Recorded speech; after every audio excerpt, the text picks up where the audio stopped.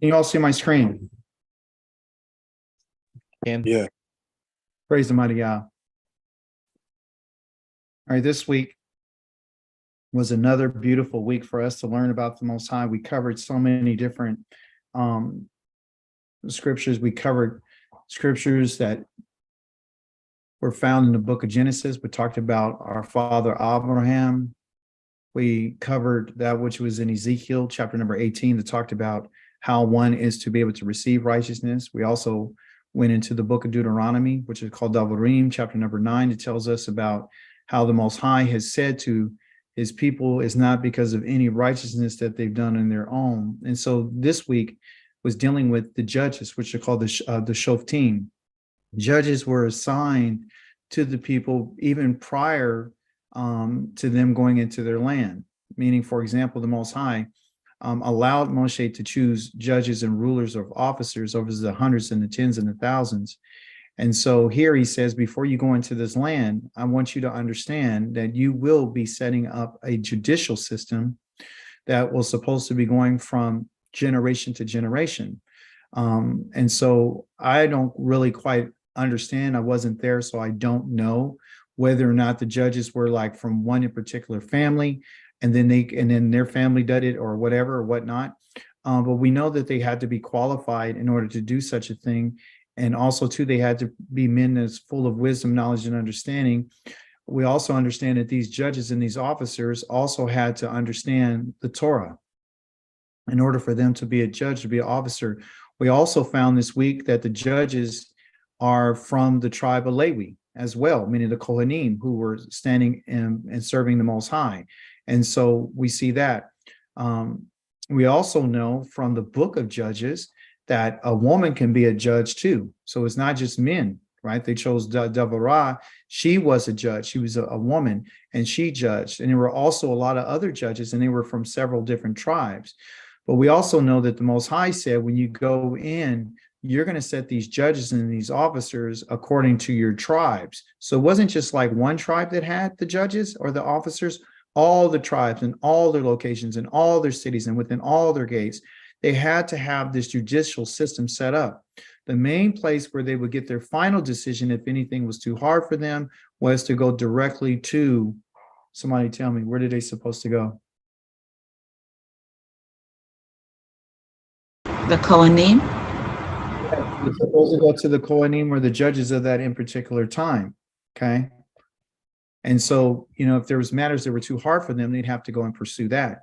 Today, I want to talk about something that's in line with Judges, but also, too, to give you the idea that's found in the Torah, right? Because a lot of us are saying, well, that's them, that's thousands of years ago. That was in their land, that was in their city, that was in their gates. So how does this apply to me? And what does it mean? Well, usually when we read the Torah, we can extrapolate things from it. We can see things if we look at it hard enough, when we study it and we're constantly looking at it, we're constantly meditating upon it, the Most High will reveal to you different ideas and concepts. Now, unlike the religion of Christianity, being a Muslim or any other religion, we're not in a religion. You're not in a religion. What you're in is a way of life. And so every time we go through these cycles of the Torah, we're going to be able to look at things a little bit differently. Last time I taught it, I talked about the king, I talked about what he's supposed to do. I talked about the Leviim. I talked about, the different types of judges that we had. Some are judging in the home, which is a don. And then we had some judges that were, pleading on behalf of the people, somebody who's like being a mediator. And then also, too, I talked about the judge who is supposed to render a decision. And so all those different ideas are still there. You can go look at the tape that I had on Shoftim. I think it was last Torah cycle. So this Torah cycle, I was like, okay, well, so what is it that I can, pull out from it this time? What can I see in it, right? And what I understand about it is this idea that one who is in pursuit of something, right? In pursuit of this justice and this righteousness, right? And so in our Haftarah, I found that the prophet, the Navi, the Yashayahu, Navi means a prophet, he says, listen to me. Okay, and Yah is giving him a vision saying, listen to me, you pursuers of righteousness, which all of us here are in pursuit of this. I would like to think that we are, right? Pursuers of righteousness, you who seek Yahweh, right? So a person who's in pursuit of that which is right is the one who's seeking Yah. It's pretty self-explanatory. He says, consider the rock from which you were cut and the quarry from which you were dug. And then it says, consider Abraham. I want you to consider Abraham. Okay. And so what he's telling us, which I want to share with us today, is that Yah is telling us that there's something that I want to show you in Abraham, your father. And there's something that I want to talk to you about your mother. Okay. Because if you're a pursuer of righteousness, right? As if you're pursuing this, and if you are really the one seeking me, then this is what you have to remember. You have to remember your father.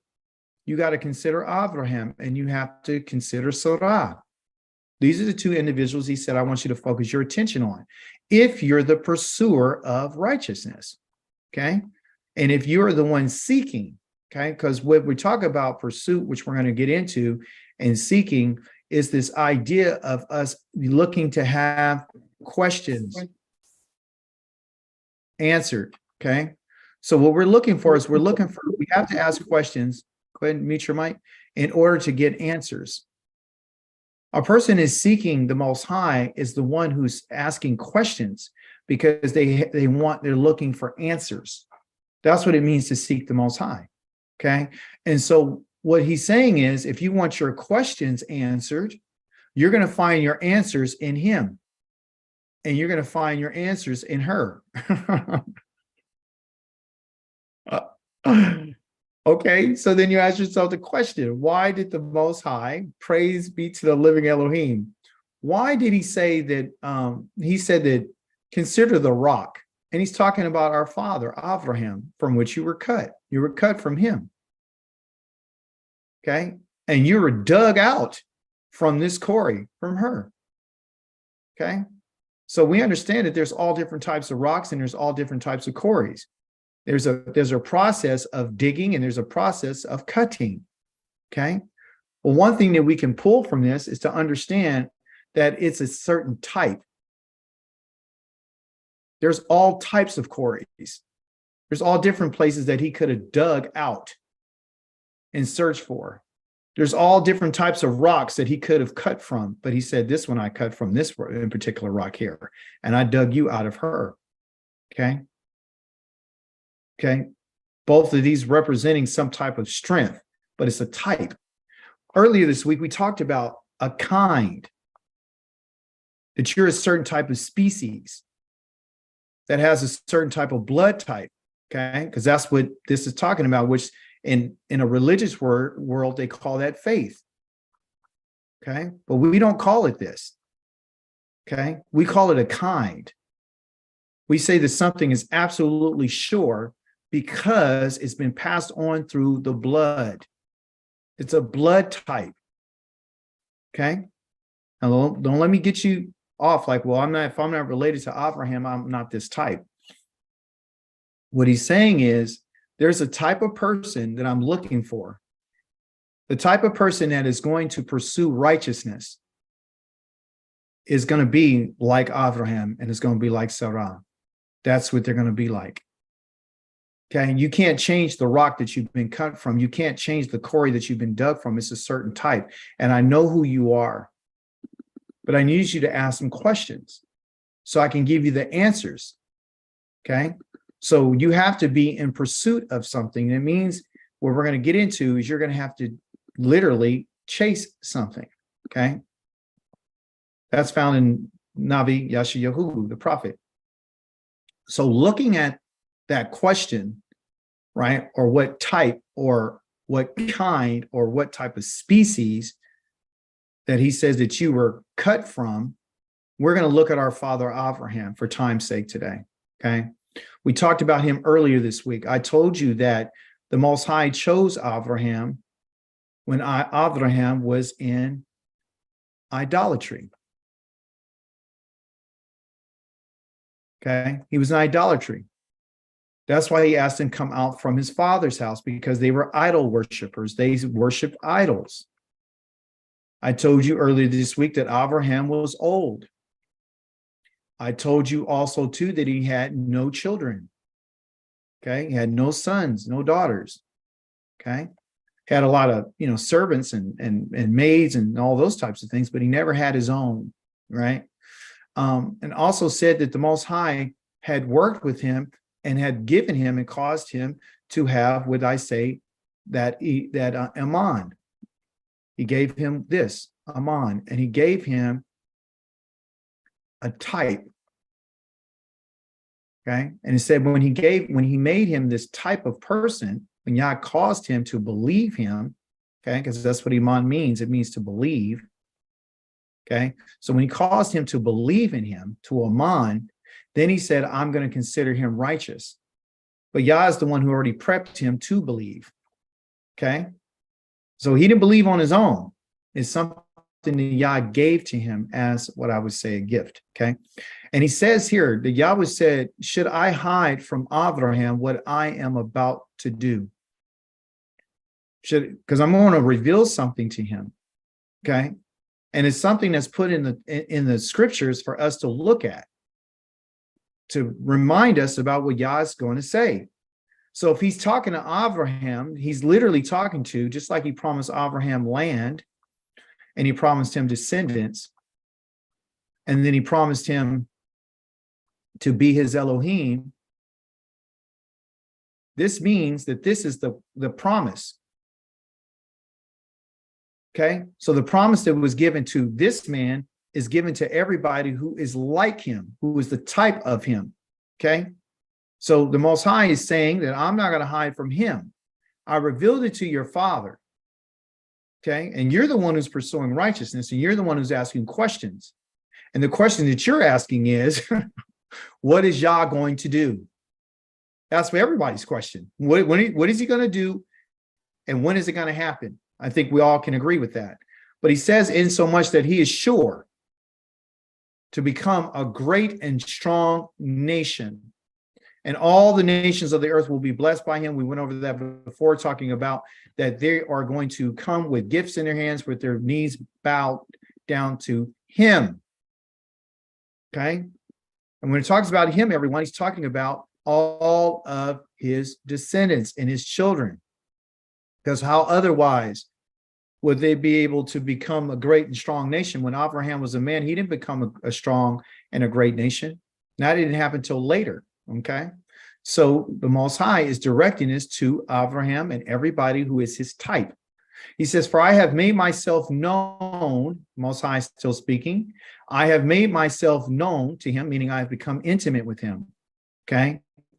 So that, I got here is so that, but this word right here means lama'an, and lama'an means for the purpose or for the intent of him to give orders, which are commands, to his children and to his household after him, to keep, meaning to guard the way of Yahweh, and doing what is righteous and mishpat.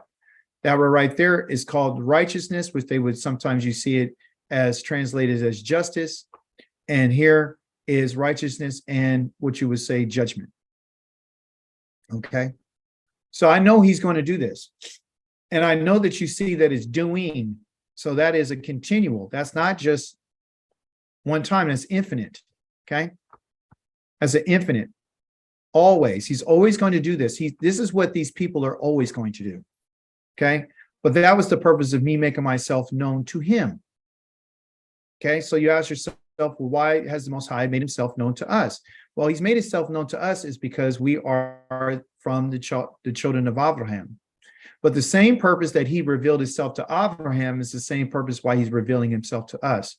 And that is to go ahead and give your children orders and your household after him to guard the way of Yahweh and continually doing what is righteous and mishpat, to do what's judgment, so that Yahweh may bring about what for Abraham, what he has promised him, because all this is based upon a promise.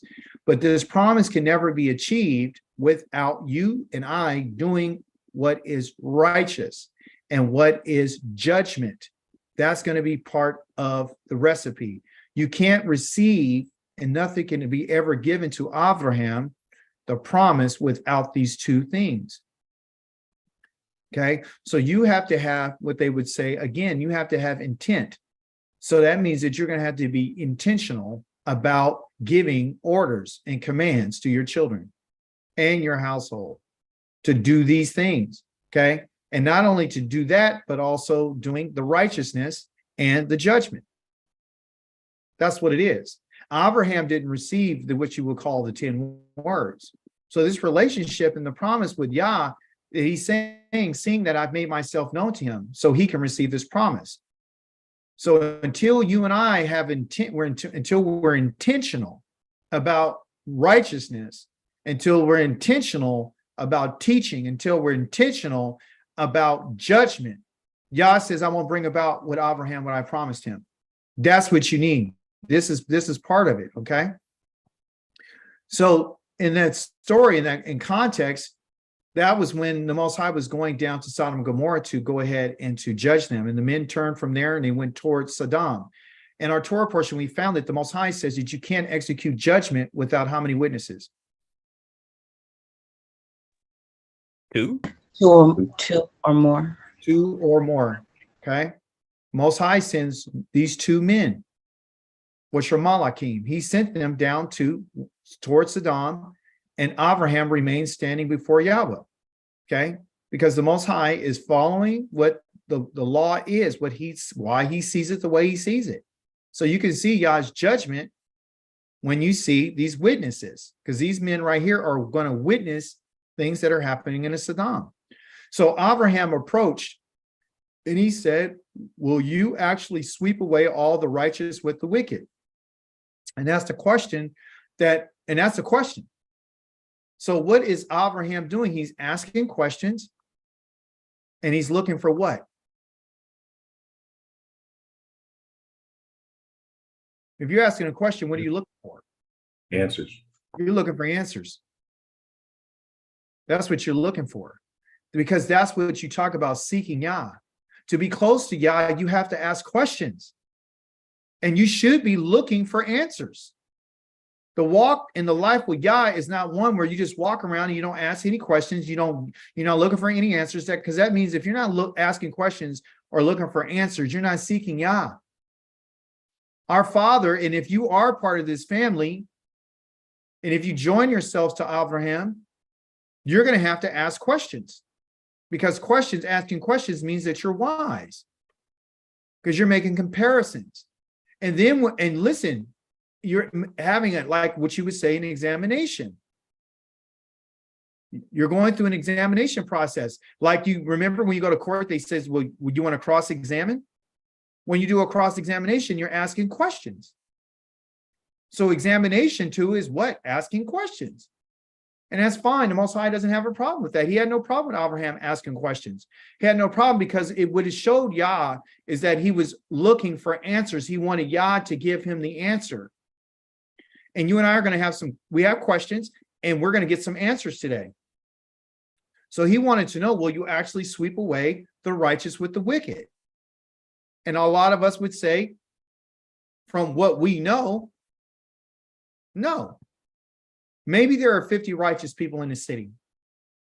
So look at our Father. Remember he said, if you want to know, if you're pursuing righteousness, go back and think about the rock you're cut from. Our Father's asking the Creator, maybe there are 50 righteous in the city. Maybe there's 50 righteous. He wasn't thinking about just Lot. So was righteousness something that was given because they received the Torah? Where were they going? They were going to Sodom. They're going to Amorah. They were going to a place where you knew that the Most High had laid down some laws and statutes and commandments. No. So righteousness, right?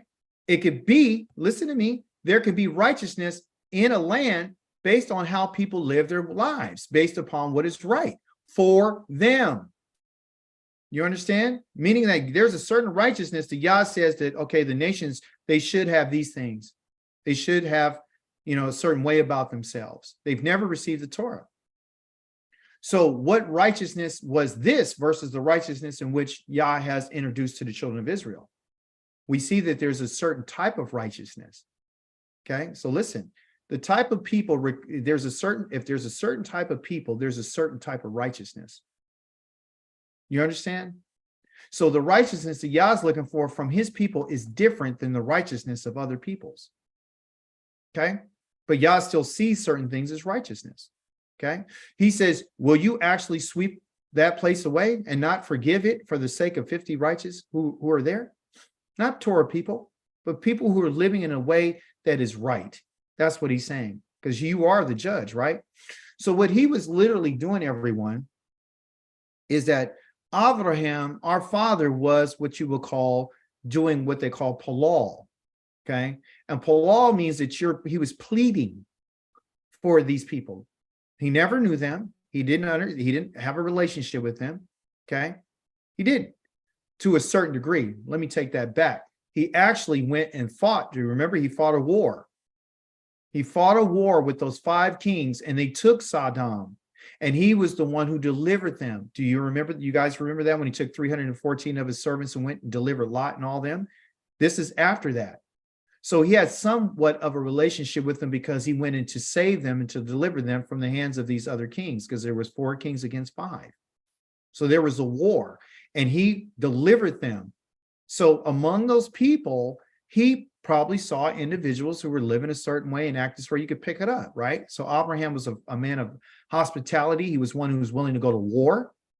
That was our father. But he was also a man who was able to wanted to plead on behalf of the righteous.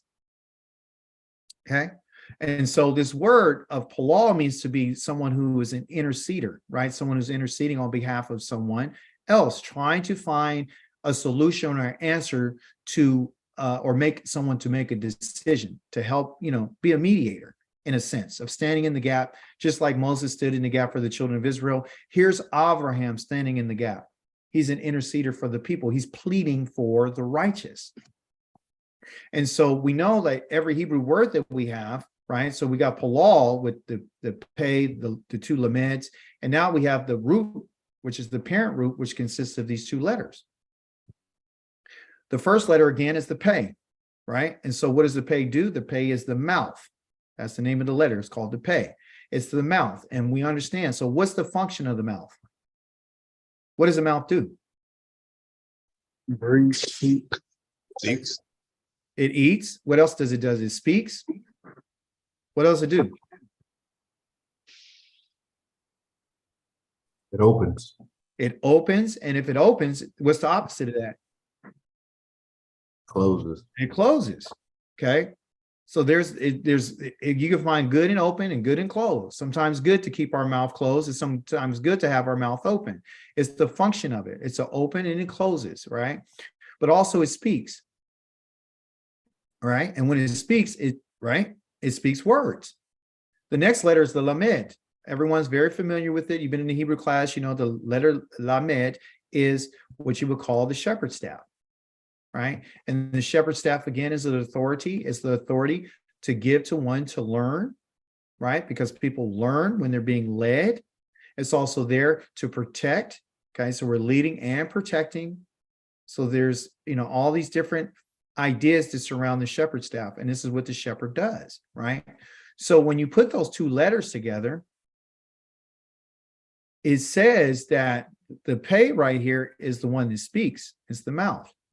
Okay. And the authority is the shepherd's staff, right? So the mouth, and then what you do with the mouth is you speak to authority.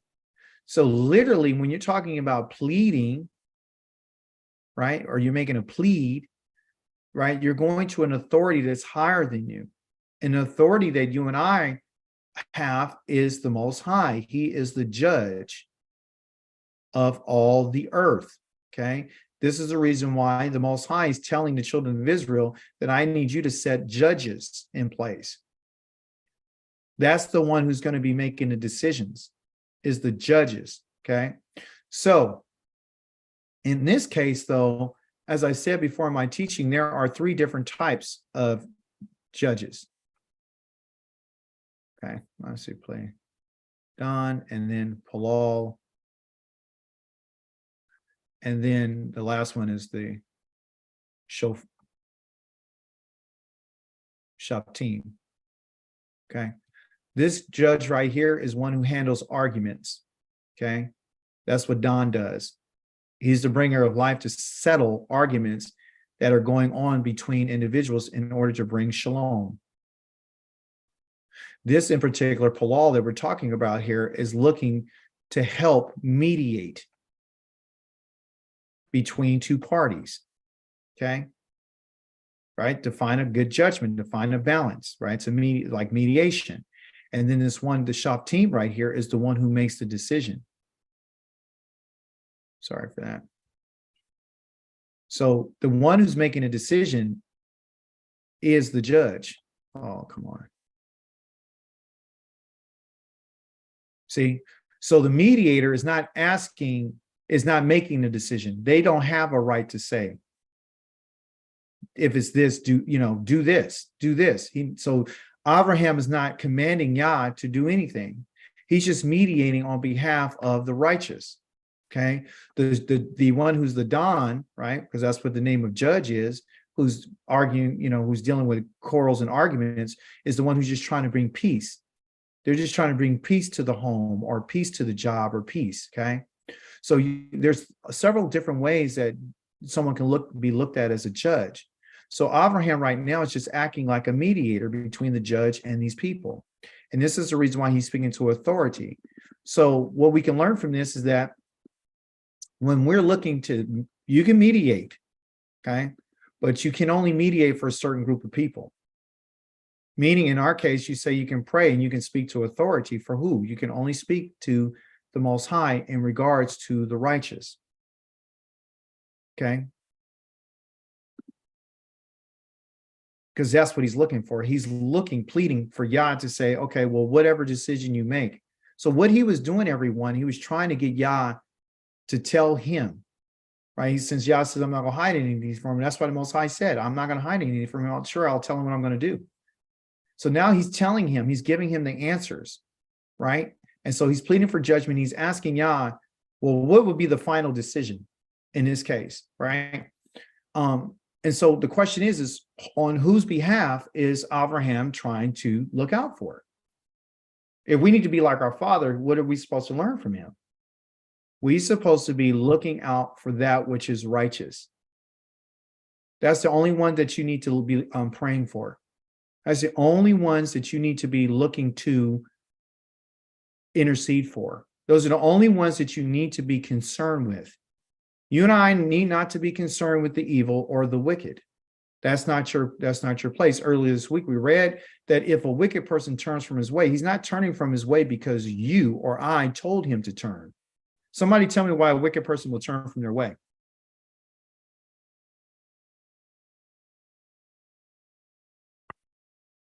Making a decision to turn. He made a decision. Thank you, Kent. He or she has come to their senses. But isn't there in the scriptures, doesn't it say something about, or was he speaking just to the prophet when he told them, if you don't warn a person, I will requite their blood from you? He was just speaking to the prophet. Well, yeah, he was talking to Ezekiel. Which, okay. Yeah, he was talking to him, right? Because right. So what it is, when I'm talking about is you can't get the wicked person to turn from their ways. You can't. And the Most High is not asking them for us to pray for the wicked. He'll never tell you to pray for the wicked. What he wants, the wicked has the responsibility. Remember, he said if a wicked person turns to the righteousness, they're the one who can do that. And guess what? Let the righteousness of the righteous be to his righteousness. It's his. And the wickedness of the wickedness be his. So there's a clear distinction between the righteous and the wicked. It's not our job to try to go ahead and change the mind of the wicked. Prior to you and I coming to this Torah, we were wicked. From Yah's perspective, you are wicked. Okay. And I'm going to prove that you're wicked. And so was I. And now you and I thought about our situation and we made some thoughts and some changes. And then he says, if you've abandoned the way of your wickedness, right? And then you turn to righteousness. Okay. So the righteous and the wicked are never going to be treated alike. That's what our Father said. He says, for far be it from you to do such a thing, to kill the righteous along with the wicked, so the wicked and the righteous are treated alike. Yah will never treat the righteous and the wicked alike. Okay? Never. There has to be a distinction between the two. There has to be a separation. And what separates us is this idea of being in pursuit of Yah. Far be it from you. Shouldn't the judge, not the Palal, not the Don, the Shofat, should not the judge of all the earth do what is mishpat? So the judge here is looking to do mishpat. That's what a judge does. They bring judgment. That's what he's going to do. So our Father is asking these questions and looking for it. That's why he asked a question. Far be it. Shouldn't the judge of all the earth do what is mishpat? In English, it would say, do what is right. Yah loves judgment. Yah loves balance. He loves righteous judgment. He loves measure for measure. And so if anything, if the scales of justice are being changed, the Most High is going to go and he's going to bring everything back into balance. He's going to tilt the scales back to justice. Right? You call them the scales of justice that you have in your judicial system today. The scales of justice. That's what the woman with the blindfold on, holding the scale for law is the scales of justice, blind, right? She doesn't see any person's face. She doesn't see, and we know that's not true. She's not supposed to look at color. She's not supposed to look at how wealthy they are, how poor they are. You're supposed to be blind to that, because a gift will blind the eyes of the wise. So the Most High, who has designed this righteousness and this justice, this mishpat, is the one that's going to judge the earth. So we're finding out that this is how the Most High is saying. He says, Yahweh, this is what Yahweh said, if I find in Sodom 50 who are righteous, then I'll forgive the whole place for their sake. I'll forgive the whole entire place for 50 righteous. So the question is, in the New Testament, you're saying that there was nobody righteous in all of Israel? When they said that they had priests and all of that, the righteous servant Zacharias, the priest of John the Baptist? How about if you have 50 people? Would Yah forgive? So we're seeing from our Father is that Yah is very merciful. Yah is very merciful. He said, for the sake of 10, I won't destroy it.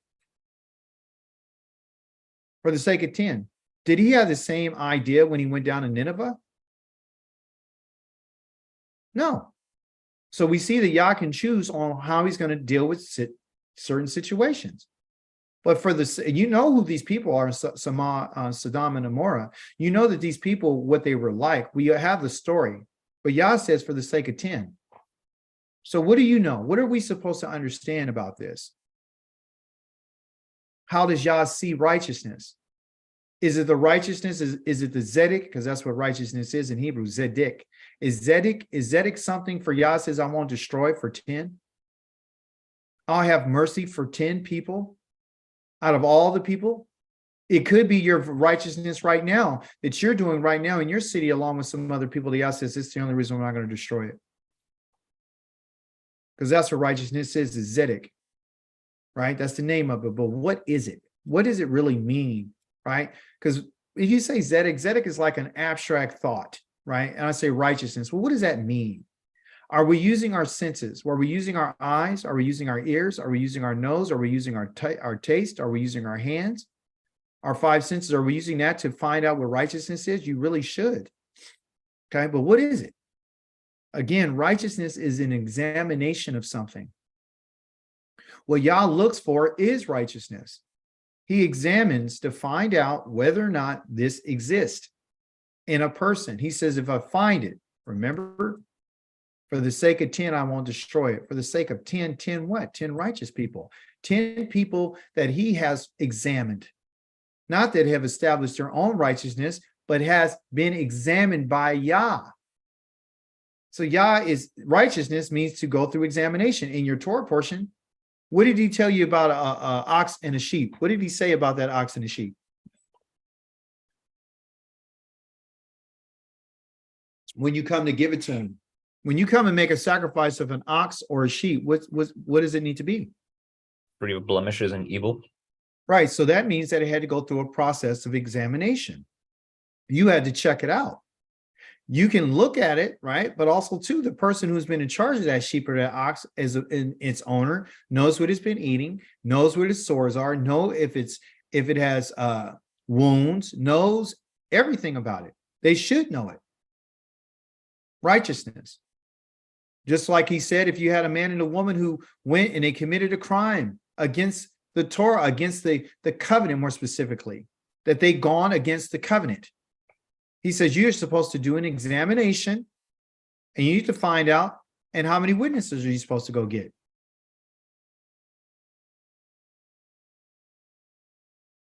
2 or 3. And if they found that it was true after examination, they found it was true that these people were doing these things, this man or this woman, you're supposed to take them where?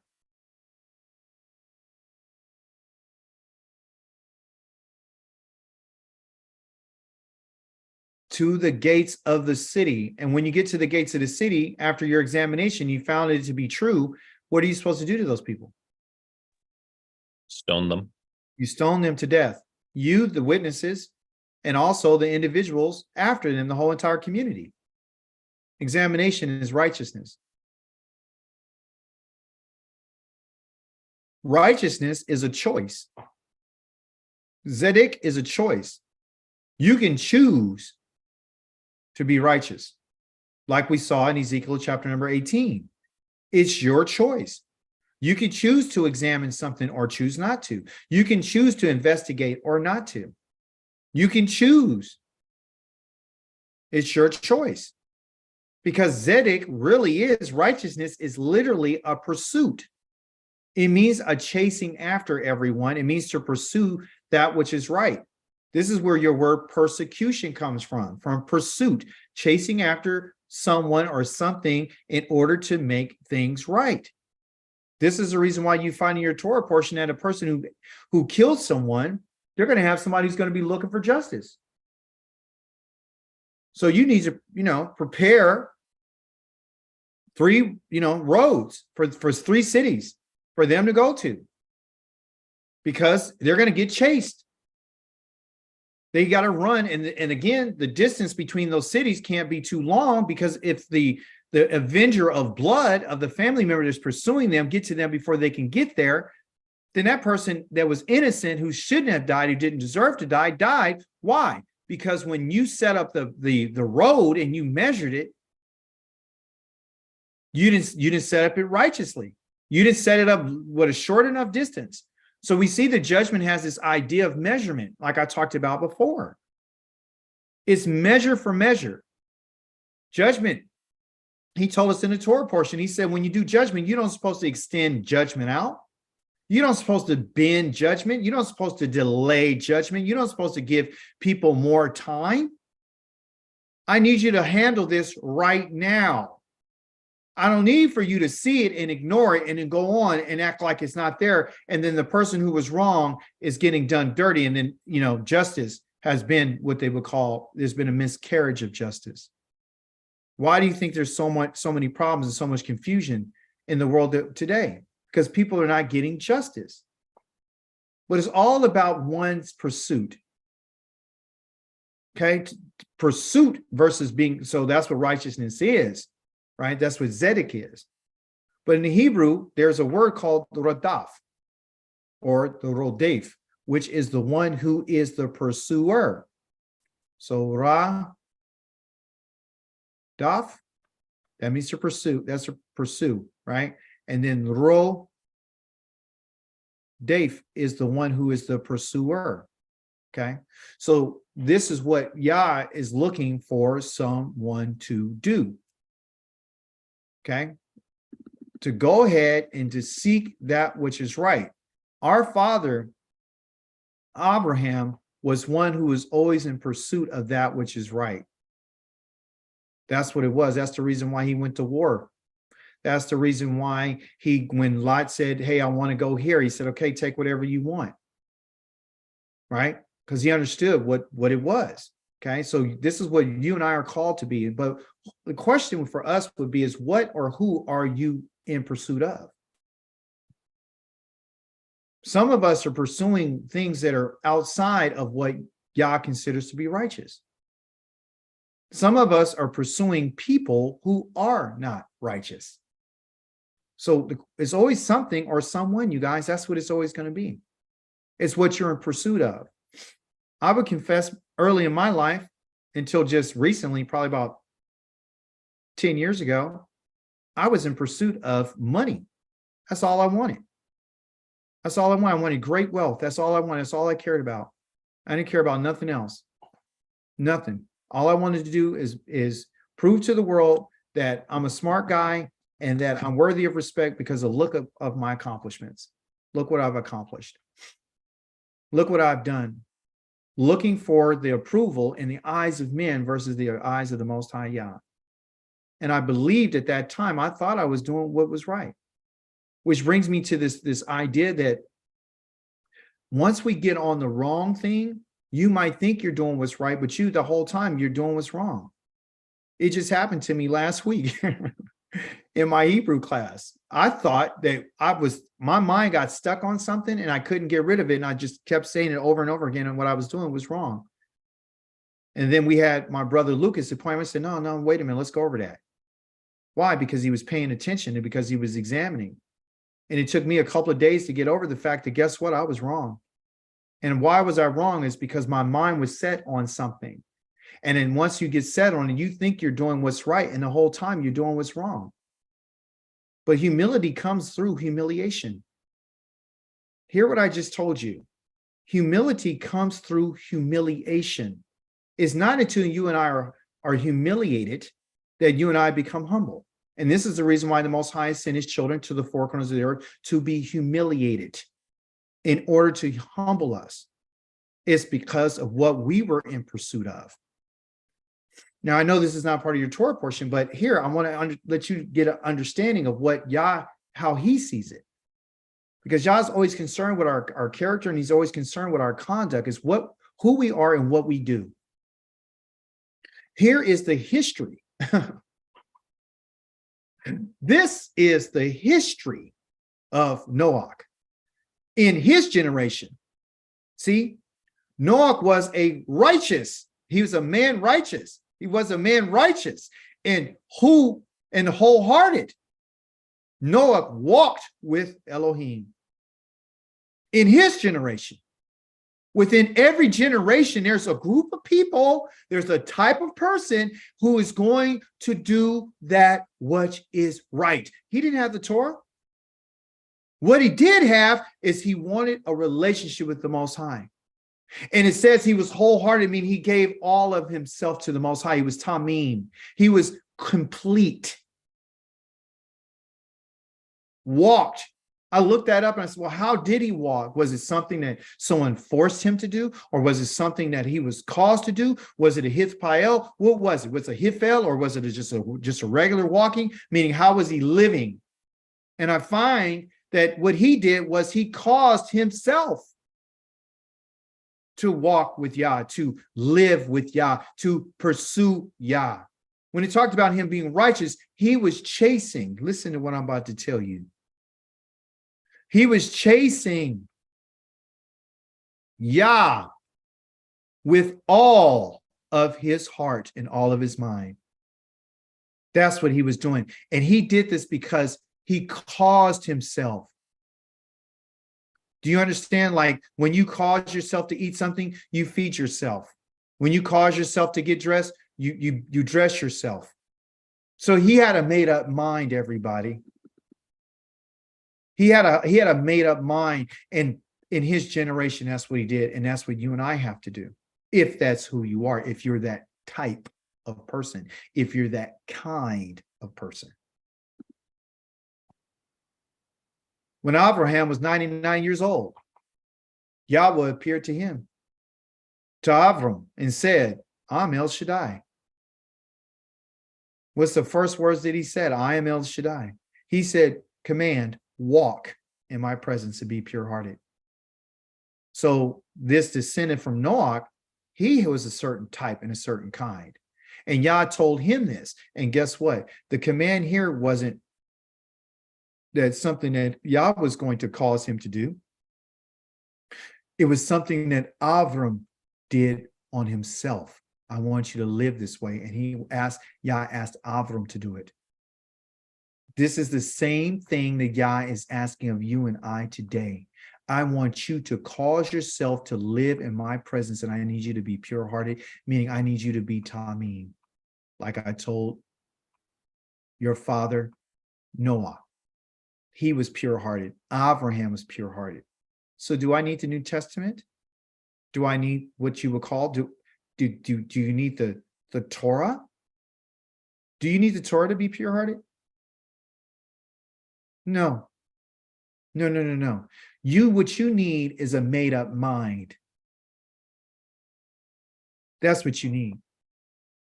Am I saying that the Torah is not applicable? No, what I'm trying to tell you is that this character and this conduct goes to who you are.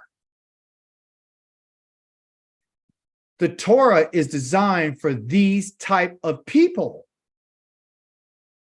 See, it doesn't matter if you have the Torah if you don't have the right mind.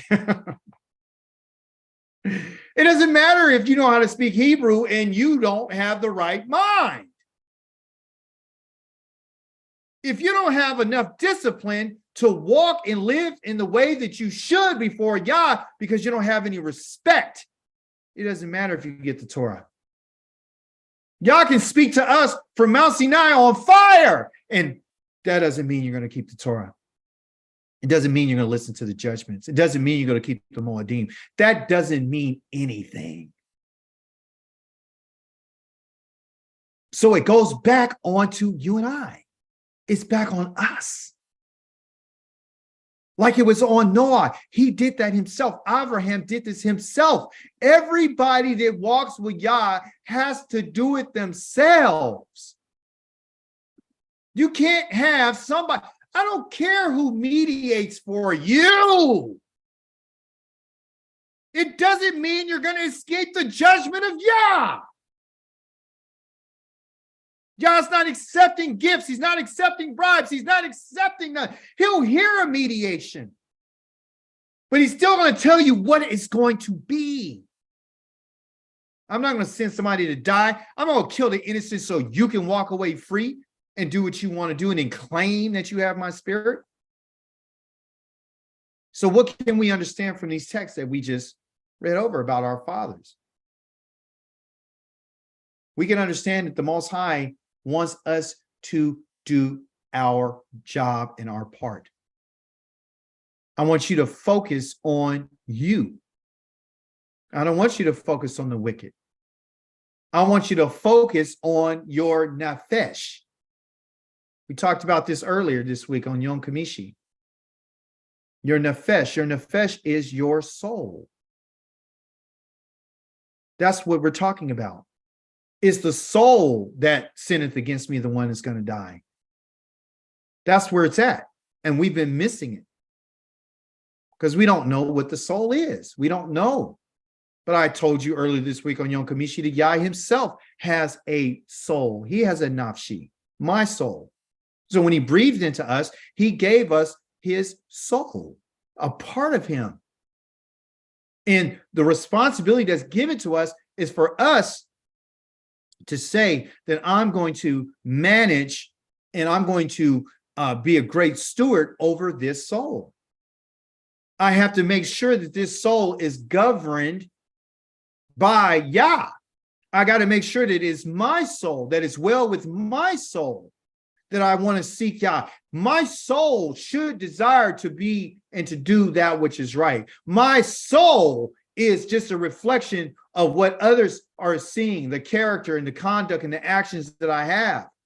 My soul is my appetites, is what I desire.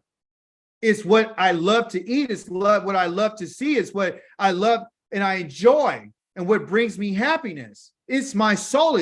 It's who I am. It's my mind. It's everything about what I put inside my mind. It's everything that I study. It's everything I rehearse. It's everything that I say. It's my thoughts. It's a very intimate part of me, not just what I express to people, but that which people don't even know, that the conversations that I might have with myself, it's my secret thoughts. It's who I really am. It's the words that I speak.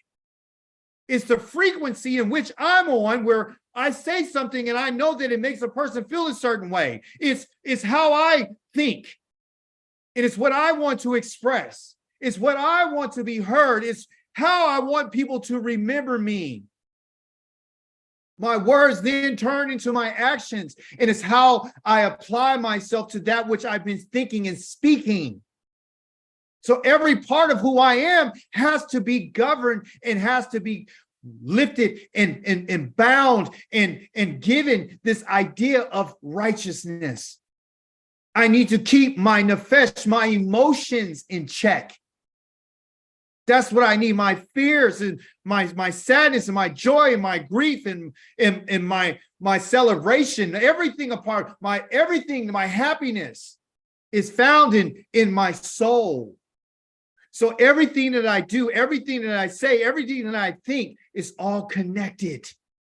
There's no way that I can separate my appetite from my emotions, because sometimes I might be eating out of my emotions.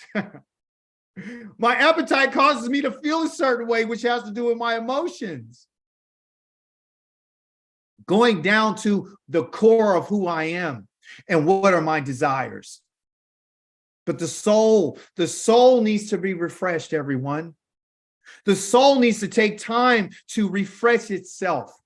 It needs a break. Sometimes you should not eat sometimes. It has to do with fasting. You may want to incorporate that to give your digestive system a time to refresh itself, to restore itself. Sometimes we got to cut back on certain things. Sometimes we have to refresh ourselves by stop talking so much. Maybe sometimes we need to meditate and stop thinking so much.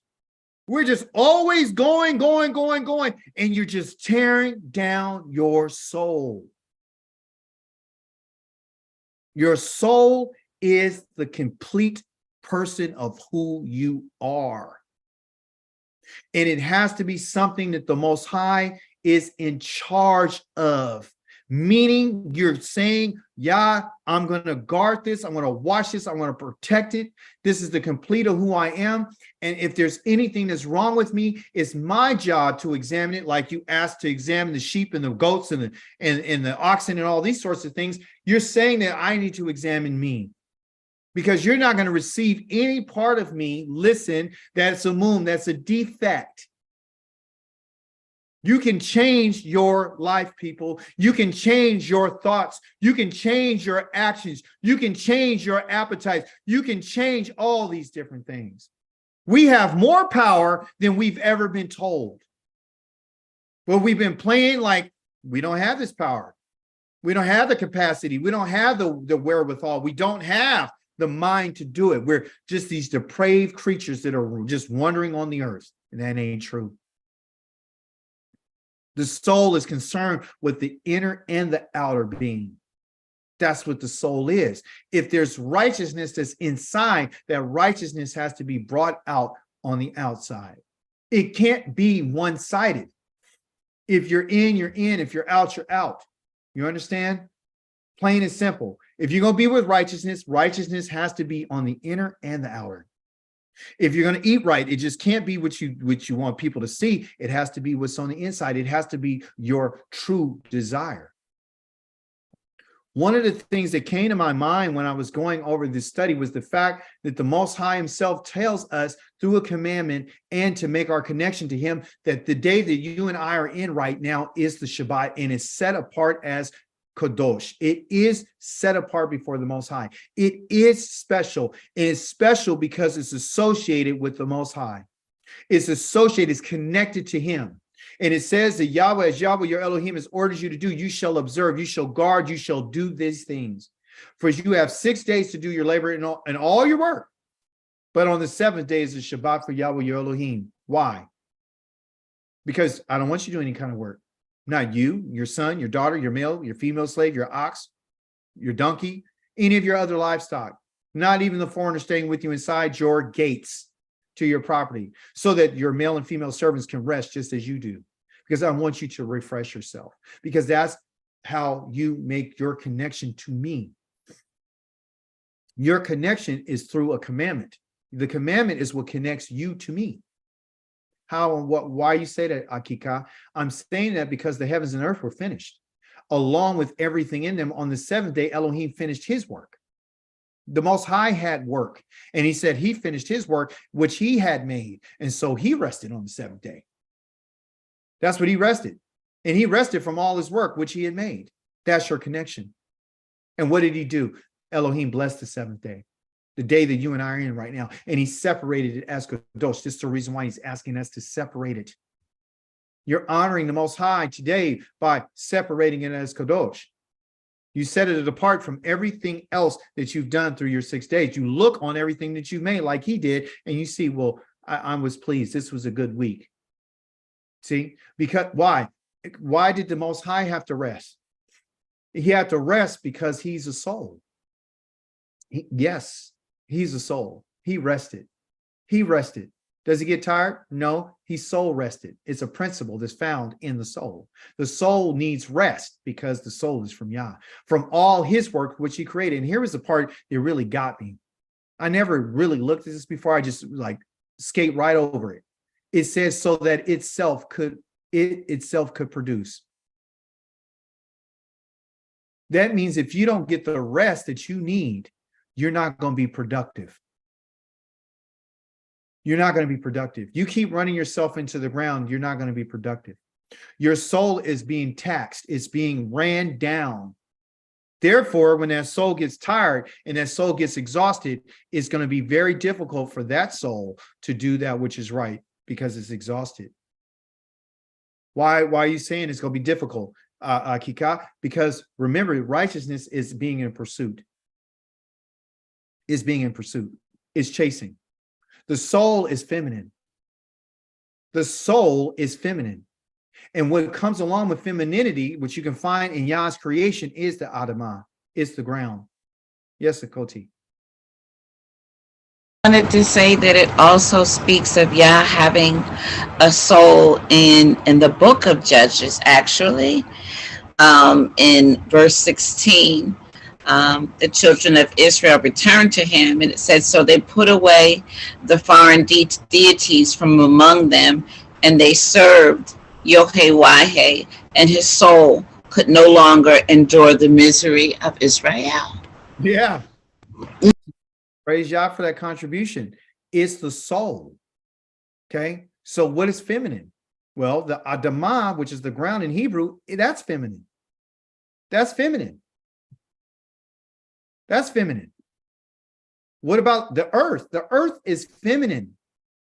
That's feminine. Your soul is feminine. Just like your soul needs rest, the ground needs rest. The land needs rest. The earth needs rest.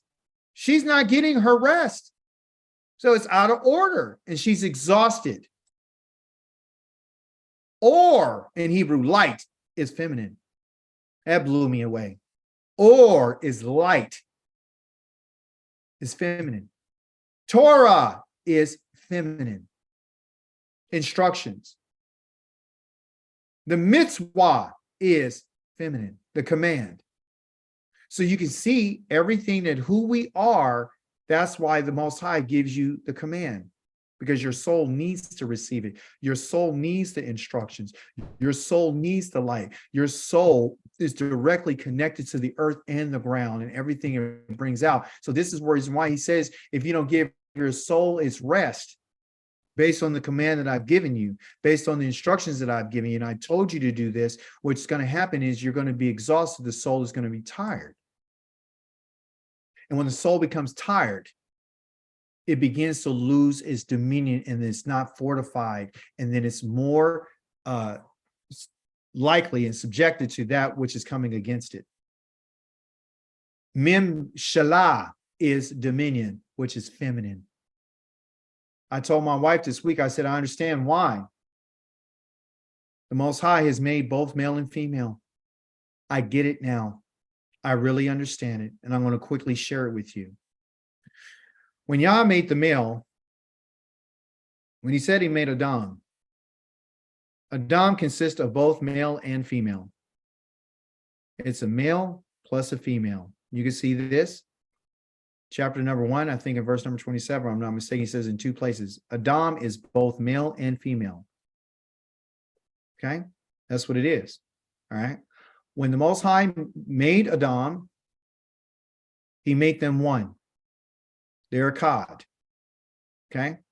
What he did was, and I have scripture to back it up, the Most High took what they would call a sha'ar, which is a remnant, which is a residue of the spirit after he made the man. So what he did is he made the male first. He's first, and he formed first out of the dust of the earth. Then what he had was a residue of the spirit that he had left over, and he took that residue of the spirit and he gave it to the female after he made her. So the male and the female are split into two separate persons.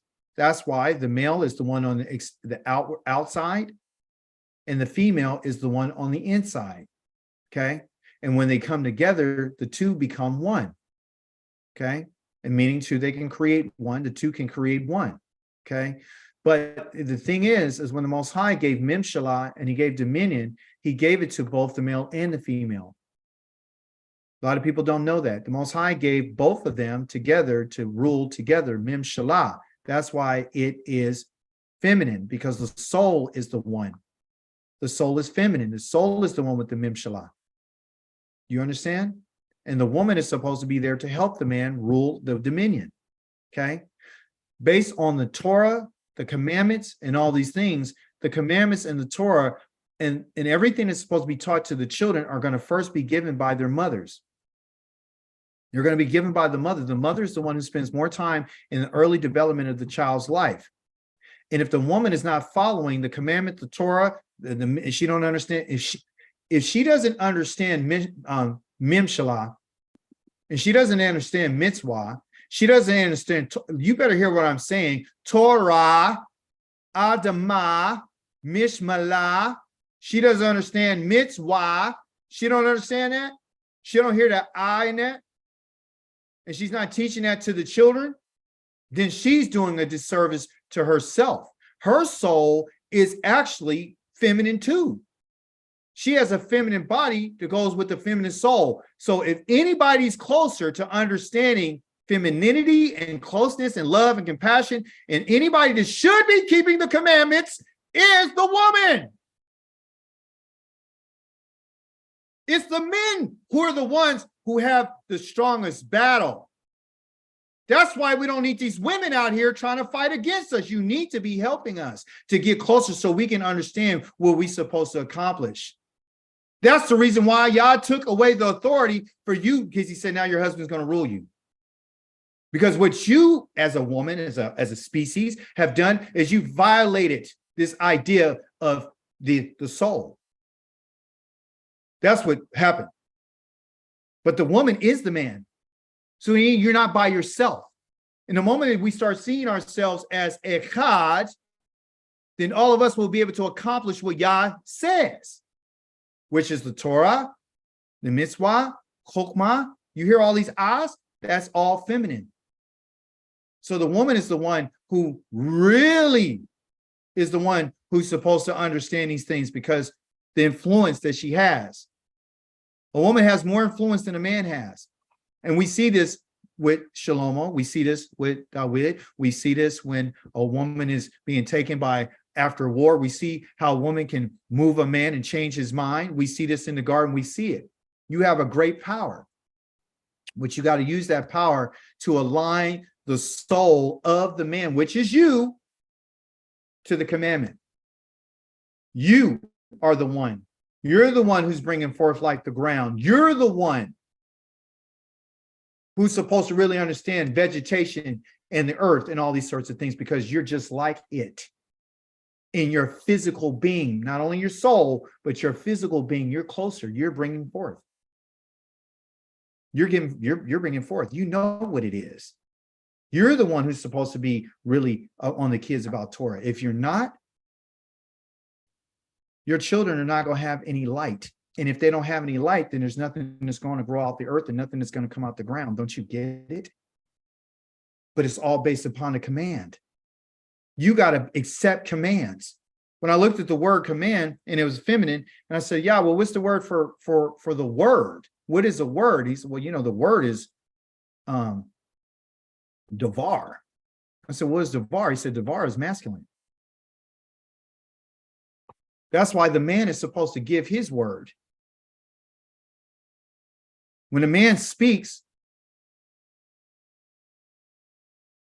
that should be followed. The woman should be receptive to the word, especially if it's coming from the man. If she doesn't receive the command, the word, then she's in violation because now she's not obeying the command. Yah, so what I'm saying is this, everyone, even in the language and the culture, Yah has made it to where these vibrations of these words and these things are connected to our souls. And if the woman falls in line with what the Most High has said, then everything is going to be vibrating properly. And then the man is not going to have as many issues. And guess what? It all starts with the child. So if the child is not getting what they need, that's going to be the problem. If the child doesn't see the mother obeying what the father said, the child's not going to listen to the father. That's what it is. And that's Yah's way, because that's the Mimshalah. That's the dominion. And when I'm talking about this dominion, right, for all of us, because we're still all feminine, because we all have a soul, we're talking about the nefesh, the Most High tells us in our Torah portion that you are to appoint judges and officers for all your gates. Yahweh your Elohim is giving you tribe by tribe, family by family. They are to judge the people with righteous judgment. We're talking about the gatekeepers. Well, I'm not there. We don't have any judges. We don't have any officers, and neither do we have any gates. But what are your gates? What do you have? How could you apply this Torah? Well, if you're religious, you would say, I'm not there. I'm not in the land. I can't apply this. You got gates. You got an eye gate. You got to set judges and officers over your eyes. That's a gate. That's where things come in. You got to protect it. And the judges and officers have to be aware of the Torah. They got to guard. You understand? So all of us have our gates. All of us have eyes. That's a gate. You got a mouth gate. You have to protect what comes in and out of your mouth. The foods that you eat, the words that you say. See, a lot of people don't want to do this. That's why they automatically go over to the New Testament, because this is out of question. They're not going to do it. They don't want no more guards up. Somebody else is guarding for you, and you're good. No, Yah says, if you're going to be with me, then you're going to have to pursue that which is right. And you're going to have to guard. Okay. So guard your eyes, guard your mouth, and guard your ear gates is what you're listening to, is what you're hearing, is who you're listening to. It's not only what you're listening to, is who you're listening to. Some people, you just need to make sure that they don't speak, and you don't need to listen to it. Because again, you may hear me keep making reference to vibration. What I'm talking about is frequencies. Words make you feel a certain way, and how they're said sends off vibrations. If I say, hey, I love you, and you really mean it, the person you said it to can feel it. And that sends a certain vibration. It goes past their ear, and their ear gate hears it, and they go, oh, and then it goes, and then something, maybe their heart flutters or their stomach flutters, and they go, oh, wow.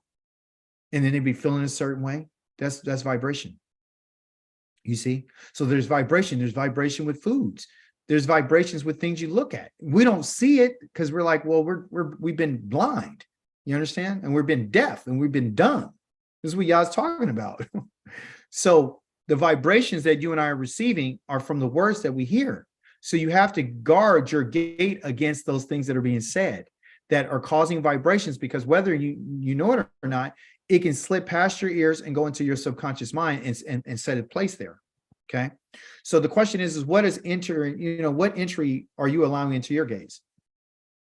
What's entering your gates? Who's entering your gates? What is going into your gates? And not only that, it's not all who's coming in, but what's coming out of your mouth. What, your eyes are your perception. We've gone over the Anayim, talking about how Yah tells you how he sees things. What do your eyes see? What do they perceive? This is the reason why he's telling us in the Torah portion, don't look at a person. Don't look at how they look. Don't set your eyes upon them, because justice can be aborted if you are looking at things with your eyes. I don't want you to look. I want you to be blind when it comes to how these people looking. The reason for everything the Most High has said in the Torah portion this week was thus that you will put away this evil, that you can put an end to this wickedness among you. I want to put an end to it. Okay? I want to exterminate wickedness from among you.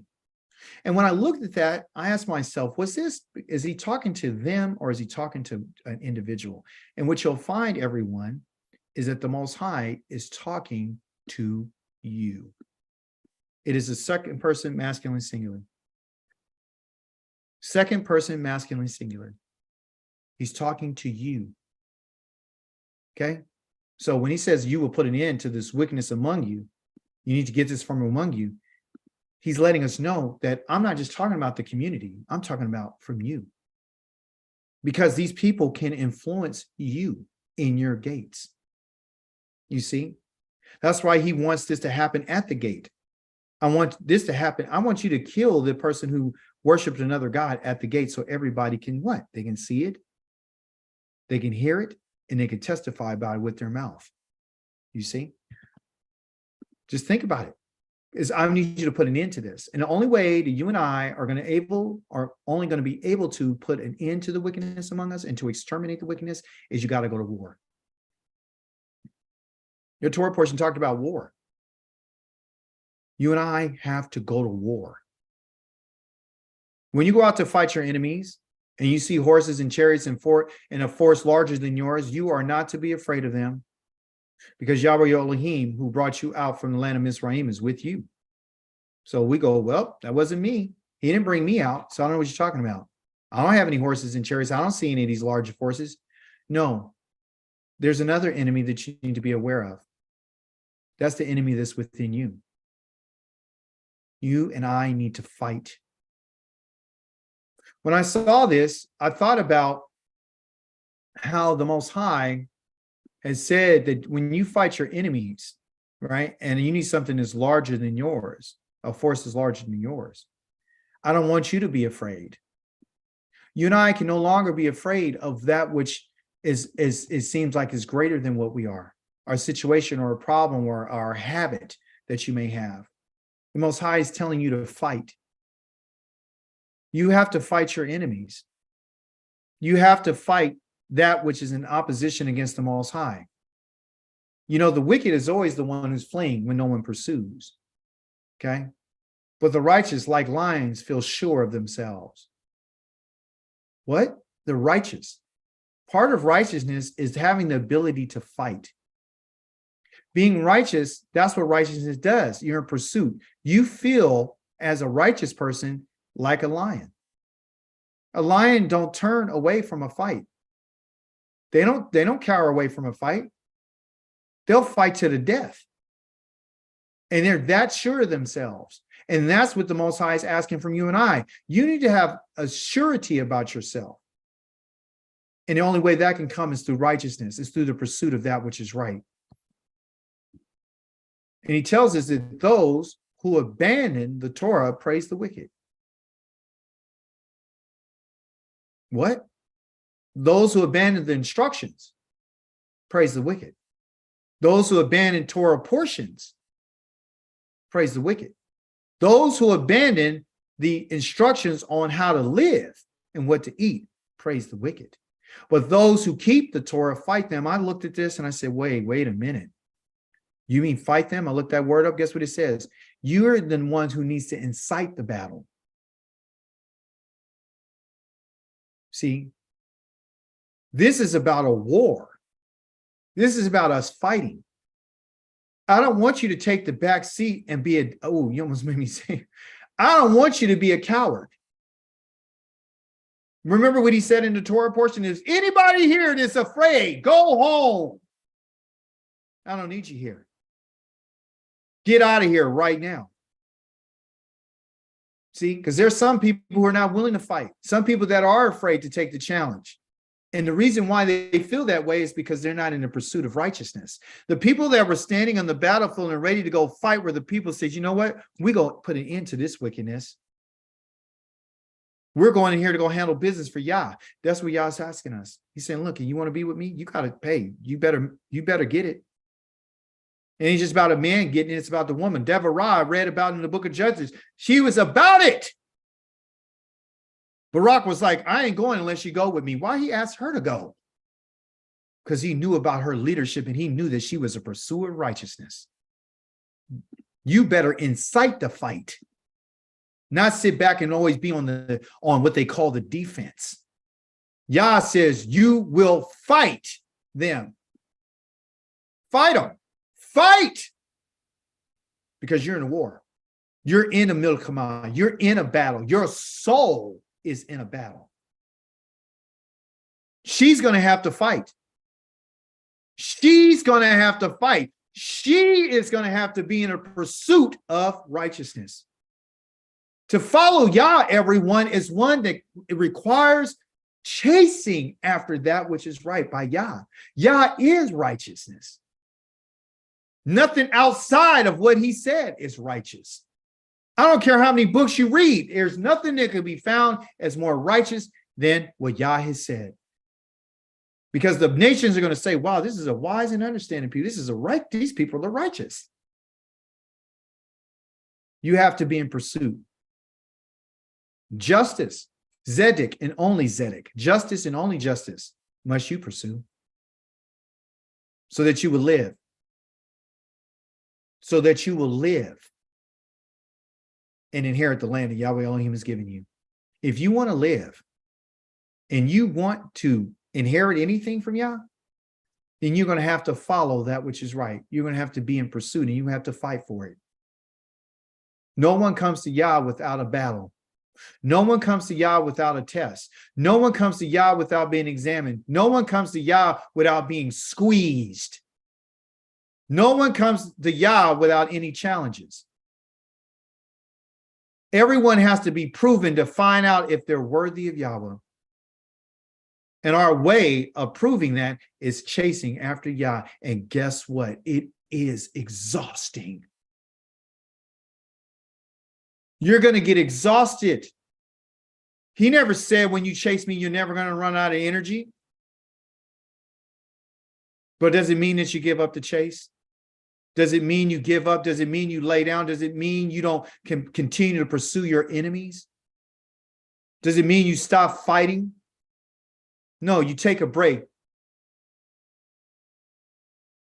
Strengthen yourself. Get back into the Torah. Get the living bread that comes from Yah and get ready to fight another day because it's going to always be a fight. Praise Yah. Look what Lucas said. He said, each bout of exhaustion only leads to more stamina for his way. You run up a hill, first time is hard as you know what. Second time gets a little bit easier. Third time is even better. You got to keep going, people. It's exhausting.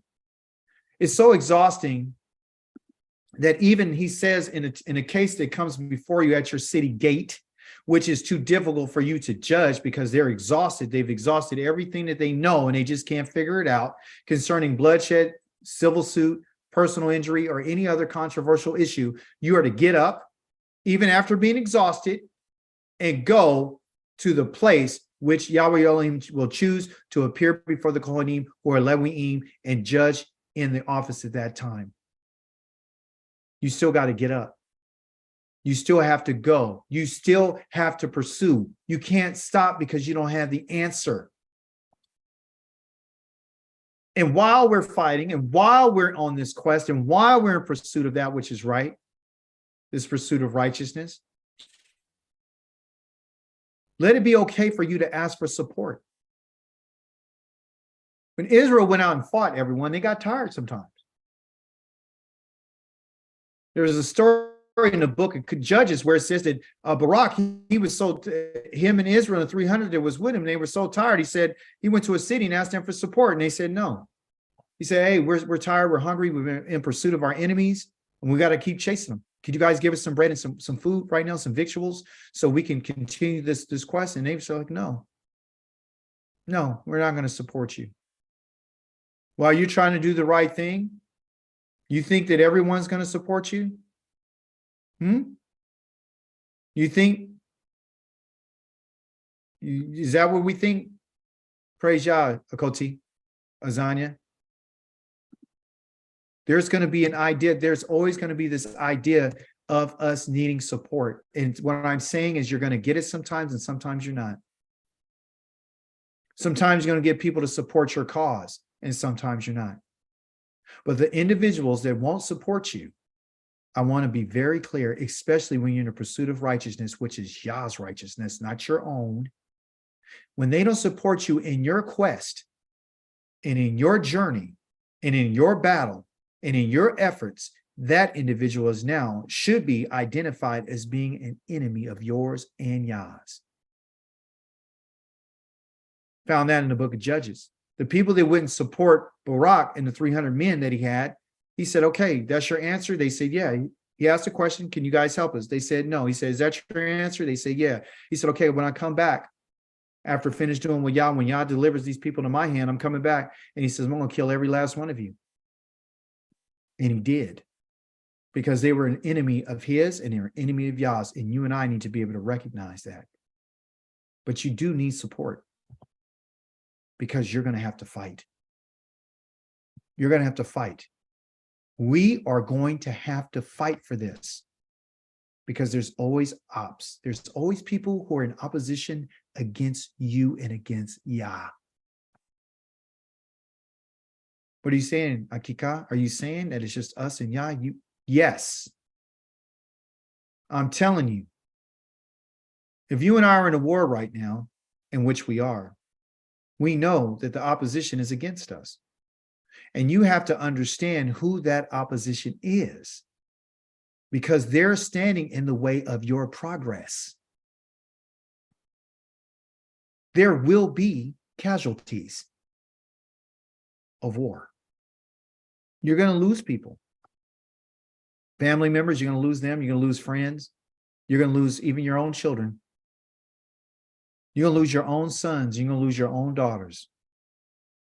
As you saw in your Torah portion last week, if anybody wants to go and serve another God, they're your enemy now because they're an enemy of Yah's. You think it was easy for them to say the person, the woman and the man that they had to bring out to the gate, it was somebody's father or somebody's daughter or somebody's husband or somebody's brother. They had to watch this. But that's the cost of war. There are casualties. There are people who are just not going to make it. And you have to move on. If you're not the witness, but guess what? If you weren't even a witness in a case, you still had to pick up a rock and throw it on a person, even if you didn't know him, even if you didn't see it. You had to be with the group. Why do y'all want all Israel to pick up stones and stone that person, not just the witnesses? I need you to all join in so you can get this evil from among you. So you can all understand what's going on here. So what is the main idea of war? What is this main idea of war and battle and fighting? Why are you telling us this today? Because Yah wants you to seize power and control over yourself. I want you to seize control and power over yourself. And you can't do that when you have a whole bunch of people that you're allowing in your life that's stopping you from progress of walking and pursuing righteousness, which is pursuing me. I want you to take hold of what I'm giving you. And I want you to live in a way that's going to be pleasing to me, because righteousness is your life. And righteousness is a reflection of who I am. But you can't have that if you don't have any power. I need you to defeat every last one of your enemies. All of them. Therefore, you have to make a judgment and a decision. Because evil people don't understand judgment. But those who seek Yahweh understand everything because they ask the right questions. And Yahweh is the one who gave them the answer. And that's the reason why they understand everything. It's because they were in pursuit of Yah. Yah tells us to pay attention to me, my people. Pay attention to me. Be attentive to me, my people, my nation. When I read that, I was like, what? My nation. Listen to me. We're not a nation of people who don't have laws, statutes, and commandments, and rulership, and authority, and a judicial system. We're the number one nation on the face of this earth, and we have not been those people because our ancestors didn't want to follow the rulings of Yah. I will calm them with my judgment as light for the peoples. My righteousness is at hand. My what? My righteousness is at hand, and my salvation goes out, and my arms will judge the peoples. Yah's not coming to make a plea deal. He's not coming to intercede. He's not coming to settle an argument. He's coming to make a decision, and to whatever that decision is going to be just. Shabbat shalom to you. Praise be to the living Elohim for his righteousness, for Yah is righteous. His throne was based on righteousness and justice. We do have to return to the Most High Yah with all of our heart and our soul. And that is the condition, Akoti, for the release from our captivity. Indeed, we are exhausted. But as Lucas said, each bout of our exhaustion only leads to a more stamina on his way or for his way. Any contributions, any questions, any remarks anyone would like to